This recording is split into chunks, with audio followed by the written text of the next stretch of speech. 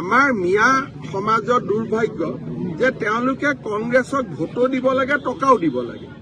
কংগ্ৰেছে প্ৰথম তেওঁলোকে এটা টকা সংগ্ৰহ কৰি আছে 3 কোটিৰ পৰা 5 কোটি টকালৈ, আৰু যাৰ অভিযোগ আপোনালোকে কেইটামান দিনৰ পিছত খোলাখুলিকৈ পাব। নেতাসকলে ঘৰত বিয়া পাতিবৰ কাৰণেও টকা সংগ্ৰহ কৰি আছে যে আপোনালোকক আমি আপোনালোকে মোক এতিয়া এডভান্স দিয়ক, এইটোও চলি আছে। কিন্তু কোন কেইটা সমষ্টিত চলি আছে? 22ৰ পৰা 23টা। আমাৰ মিয়া সমাজৰ দুৰ্ভাগ্য যে তেওঁলোকে কংগ্ৰেছক ভোটো দিব লাগে, টকাও দিব লাগে। আপোনালোকে বুজি পাব, তেওঁলোকৰ দুৰ্ভাগ্য ভোটো দিব আৰু টকাও দিব, আৰু এভিকশ্যনৰ সময়ত কংগ্ৰেছ দলে সহায়ো নকৰে।